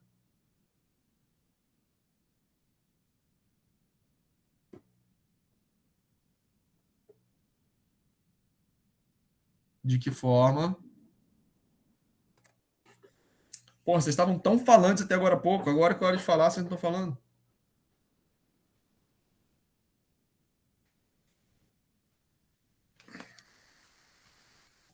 Pessoal, eu falei para vocês, vocês estão me deixando preocupado, hein? Nós falamos agora há pouco que o déficit, e aqui está, hein? O que é déficit? A diferença entre receitas e despesas, né? A diferença negativa entre receitas e despesas. Nós falamos agora há pouco que a dívida pública ela é contraída justamente para fazer a cobertura do déficit orçamentário. Então, a dívida pública ela serve para cobrir esse déficit orçamentário, compensar esse déficit orçamentário e permitir ao Estado cumprir a sua programação de despesas. Tá? Então, essa é a relação do déficit com a dívida. A dívida pública ela é feita para cobrir o déficit orçamentário. Tá? A dívida só existe por conta disso. Não tem que ter medo de errar. Errar tem que ser agora. Medo de errar tem que ser na prova. Se falar agora, o risco é errar na prova. Beleza, a Isabela colocou financiamento. Perfeito. A dívida pública vai financiar esse déficit. Ela vai cobrir esse déficit. Beleza? Vai fazer a cobertura desse déficit. Tá? Beleza. Há algum perigo no excesso de endividamento do Estado? Justifique, colocando, exemplificando, né? Existe um perigo no excesso de dívida pública? Sim. Por quê? Qual? Ou quais perigos? Quais são os impactos desse endividamento excessivo? É o acúmulo de juros que será... Isso é ruim por quê? Por que é ruim pagar muito juros? A gente falou sobre isso agora há pouco. Por exemplo, se eu pago muito juros... Ó, a Isabela colocou. A inflação é um dos pontos. Né?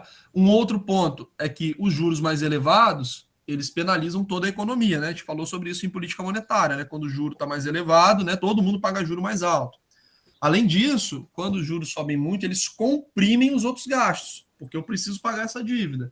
Se a dívida está muito alta, eu vou ter que gastar menos dinheiro com outras coisas. Faça um paralelo com a dívida, com a situação financeira de uma pessoa normal. Imagina que uma pessoa está fazendo dívida. Ela vai precisar pagar essa dívida. Para pagar essa dívida, vai ter que almoçar menos fora, vai ter que economizar gasolina, vai parar de comprar roupa de marca. Então você tem um sofrimento que você tem que comprimir as outras despesas para dar vazão ao pagamento dessa dívida. Tá? Então, o excesso de endividamento, ele comprime despesas que são necessárias para o funcionamento do Estado, pode acabar gerando um aumento de impostos para cobrir, né, uma parte das receitas necessárias para o pagamento dessa dívida, pode gerar juros mais elevados, pode gerar o medo de um calote daquele país e de estabilizar a economia daquele país. essa letra B, ela também é uma questão aberta, assim como foi a outra. Tá? A letra A, isso aqui está dentro do material, né? Poderia copiar do material, copiar entre aspas, né? Do material, mas a letra B, ela é uma questão aberta, que vai partir do entendimento que vocês tiveram da matéria. E nesse caso aqui, na minha opinião, é uma questão até mais fácil de acertar, porque quando você tem uma questão fechada, você bota a resposta errada, não tem para onde ir, né? Se o gabarito é 1, você coloca outra coisa, putz, já era, não tem para onde dar meio certo. Agora, numa questão aberta, é onde vocês podem escrever de maneira coesa, de maneira coordenada, bem argumentada, sobre o conhecimento que vocês foram absorvendo, né, ao longo do tempo. Tá bom? Show? Alguma dúvida? Prosseguirei. Questão 3. O Comitê de Política Monetária do Banco Central decidiu aumentar a taxa de juros. Tá? Então, a matéria fala sobre isso. Conceitue o que significa política monetária. Questão fechada. É só olhar no material. Política monetária é o conjunto de medidas tomadas pelo governo através do Banco Central que vão influenciar a moeda, juros e crédito na economia. Tá? Então, a política monetária é isso. É o conjunto de instrumentos utilizados pelo governo, normalmente através do Banco Central, que vão afetar moeda, crédito e juros dentro de uma economia. Tá? E aqui eu falo que a manutenção da taxa de juros é apenas um dos instrumentos de política monetária. Mencione e conceitue ao menos outros dois. E aqui nós temos também, no nosso material, outros instrumentos. Emissão de moeda, depósito compulsório, open market e operações de redesconto. Tá? Então nós temos outros instrumentos, também nesse caso aqui, uma questão fechada. Que vocês olhariam no material e colocariam, que não tem muita margem para poder falar. Lembrando que quando eu falo mencione e conceitue, não é só colocar o nome, depósito compulsório e open market. Precisa colocar a definição. Pode ser até a definição semelhante à que está no material. Colocar igual palavra por palavra, eu acho que realmente é de uma preguiça excessiva para responder a própria. Mas coloca nas próprias palavras, né? Reescreve em outras palavras, tá bom? Mas a resposta está no material. Uma outra questão aqui. Nesse caso, a questão na prova anterior entrou como uma questão extra. Tá? Deixa eu fazer outra para a gente voltar nessa aqui. Questão 4. O IPCA, o Índice de Preço ao Consumidor Amplo, a inflação oficial do país, acelerou 0,83 em maio, tá? E aí que fala de inflação até o final. E aí no final diz o seguinte, os preços na alimentação no domicílio desaceleraram frente a abril. Essa desaceleração foi causada pela queda nos preços de fruta, cebola, arroz, já as carnes continuam a subir e acumulam uma alta de 38% em 12 meses. E aí eu pergunto, no texto, somos informados sobre a variação de preço em alguns produtos específicos. Caso estivéssemos analisando isoladamente o aumento de preço da carne, poderíamos considerar essa variação como inflação? Se eu olhasse especificamente para o preço da carne, não. Por quê? É porque a inflação se dá quando há aumento de várias coisas. Da carne, da cebola.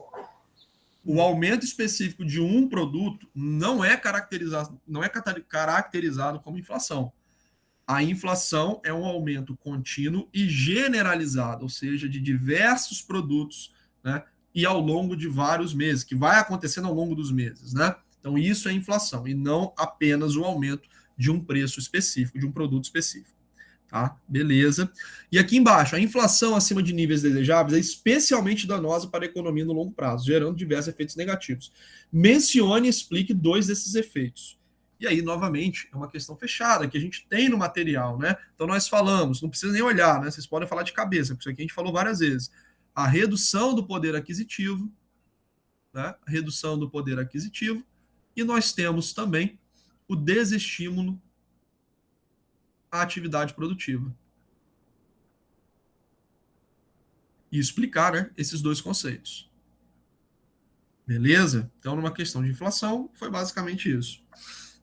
E a última questão foi uma questão extra que eu tinha passado para eles. A prova não foi só isso, tá? Que eu suprimi algumas questões aqui, senão eu tenho que ter muita criatividade para cada semestre bolar uma prova totalmente nova. Então vamos lá, questão 3. O texto da questão 3 menciona o aumento da taxa de juros Selic promovido pelo Banco Central recentemente. Foi essa questão aqui. O objetivo desse movimento, aponta a reportagem, é conter a pressão inflacionária que ocorre hoje na economia brasileira. Explique de que forma o aumento da taxa Selic pode ajudar a reduzir o aumento de preço na economia. Então, de que forma o aumento de juros ele pode reduzir a pressão inflacionária, ele pode reduzir a inflação? Quem que me responde essa?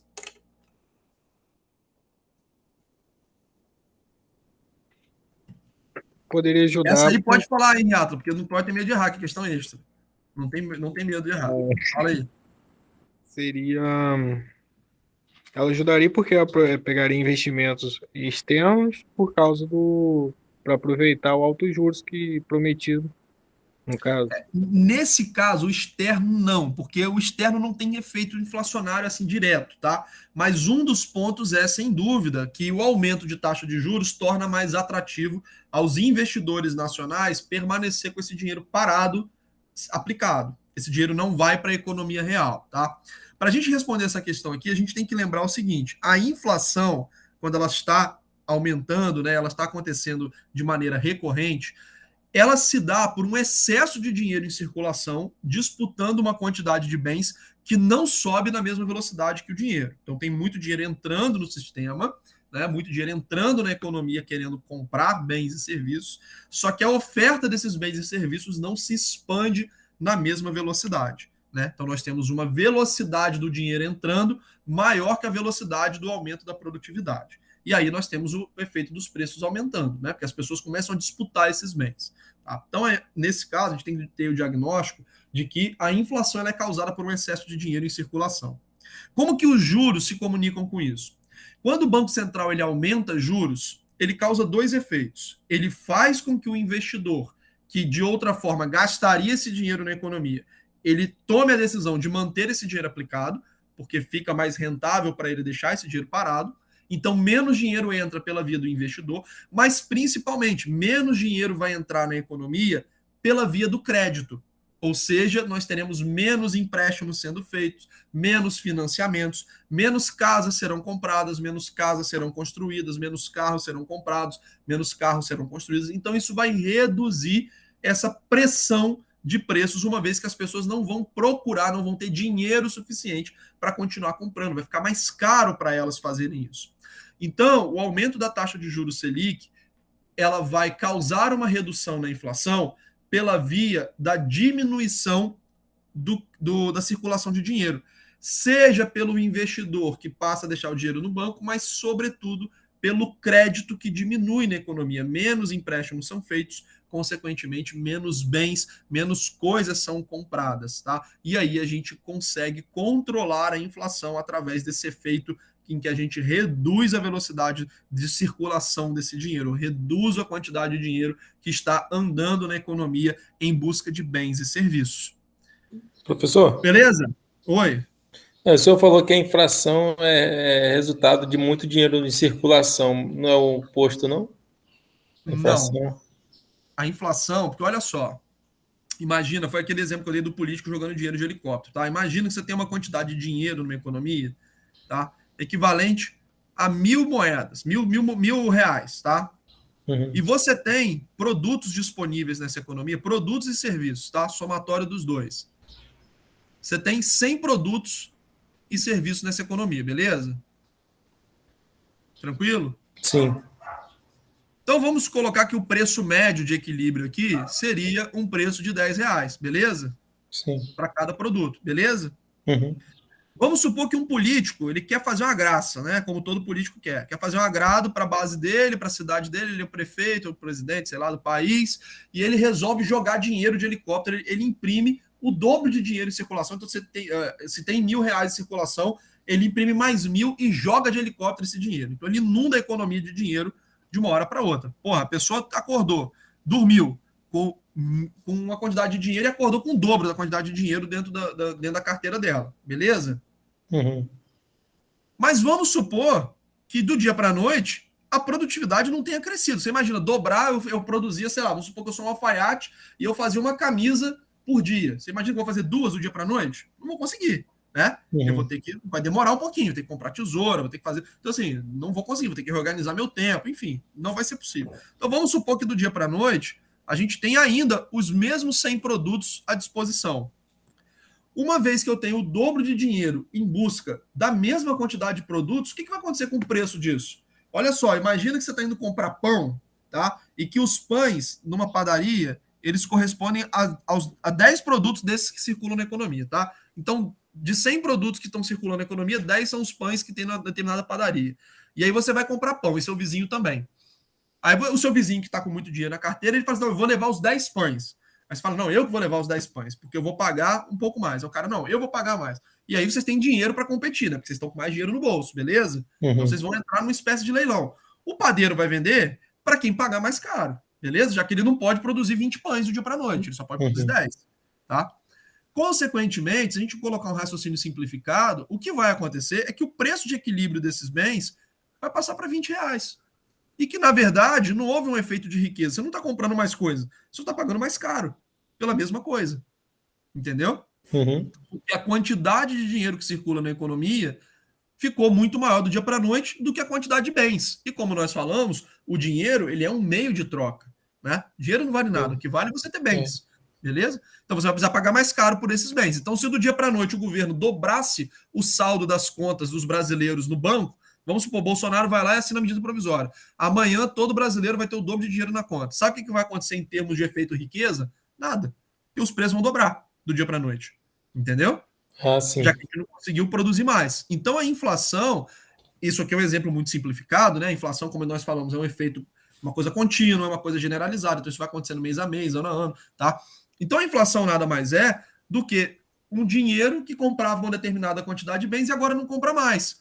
Porque vamos supor que todo mundo tenha ficado rico, menos uma pessoa. Então tem uma pessoa aqui que não dobrou o dinheiro dela no banco. O que ela vai precisar fazer? Pagar mais caro pela mesma quantidade de bens. Entendeu? Todo mundo ficou rico. Imagina que esse cara dormiu mais e ele não pegou dinheiro na rua. O preço subiu para todo mundo, para ele não. Então o dinheiro dele desvalorizou. Entendeu? Esse é o efeito prático da inflação. Ele está pagando mais caro para ter uma quantidade de bens que ele tinha pagando 10. Agora está pagando 20. Entendeu? Correto. Então, a inflação no longo prazo ela é um fenômeno monetário. Ela é um fenômeno de dinheiro que tá em excesso na economia frente à moeda, frente aos bens disponíveis para compra. E aí esse preço vai subindo. Entendeu? Como que você tira dinheiro, então, da economia? Aumentando a taxa de juros. Porque, através da taxa de juros mais altas, quem tem dinheiro guardado vai manter esse dinheiro guardado, não vai guardar, e quem não tem dinheiro e precisa pegar empréstimo não vai pegar. Então, menos dinheiro vai circular a partir de então. Consequentemente, você vai ter uma diminuição desse crescimento dos preços. Porque as pessoas não vão conseguir... O produtor não vai conseguir aumentar o preço porque não vai ter dinheiro para pagar, entendeu? Isso é a forma de regularizar, então, a inflação. Exatamente. Só que isso causa, né, um certo sofrimento, né? Na economia. Você contrai, exatamente, a economia. Imagina quem se programou, porque estava vendo que a atividade econômica estava crescendo, agora ela vai contrair, entendeu? Então, o custo de combater a inflação ele é elevado, mas ele precisa ser feito, porque se isso aí continuar indefinidamente, como a gente viu, ele tem um estrago ainda maior, entendeu? Se esses preços continuam a subir, começa a ficar simplesmente impossível você organizar a atividade produtiva, entendeu? Sim, beleza. Pessoal, essas foram as questões que eu separei para a gente trabalhar em casa. Como eu falei para vocês, trabalhar em casa, trabalhar aqui na aula de revisão, o estilo das questões será dessa forma, tá? Questões abertas, questões que têm a possibilidade de vocês refletirem sobre o conteúdo e questões que vocês vão consultar no material. Todas elas vão partir de uma notícia, né, de um recorte de jornal, lógico que não um recorte físico, né, mas recorte de um trecho, de uma notícia, etc., relacionando com a nossa matéria. A nossa prova na semana que vem vai ser da mesma forma que na A1. Vou deixar a prova disponível para vocês, tá? Para vocês realizarem. Vocês podem entregar essa prova até o final do dia, tá bom? Então vocês vão ter tempo para poder fazer essa prova dessa A2, tá? A entrega vai ser pelo WebGIS, se tiver alguma dificuldade vai ser por e-mail, mas vai ser no mesmo esquema que nós tivemos na nossa primeira avaliação, tá? Essa aula que eu coloquei agora aqui de revisão, eu vou subir ela na plataforma, lá no YouTube que eu coloco, tá? Vou mandar os slides para vocês, mas esses slides que estão aqui são slides que vocês já viram na nossa matéria ao longo do semestre, tá bom? E a maioria da turma está com boa média, né? Então imagino que todos vão conseguir passar tranquilos lá pela A2 e não vão precisar fazer A3. Consequentemente, talvez esse seja o nosso último encontro aqui no nosso semestre, né? Semestre que vem eu não dou aula para vocês, talvez no semestre posterior, no terceiro período. Eu queria agradecer aí a companhia de vocês, o interesse nas perguntas, tá? A assiduidade na aula. Eu sei que esse período de pandemia não é fácil. Então, deixar um abraço aí para todo mundo. Vou fazer o máximo para tentar passar lá hoje, para falar com vocês pessoalmente, quem for lá. Mas caso eu não consiga, tá? Desejar aí um excelente final de ano, muita saúde para vocês, que a gente tenha um Natal mais tranquilo do que foi o ano, tenha um carnaval, um verão mais tranquilo do que foi esse ano de 2021. Beleza? Hoje nós não teremos aqui a nossa. Deixa eu interromper aqui a gravação. Hoje nós não teremos a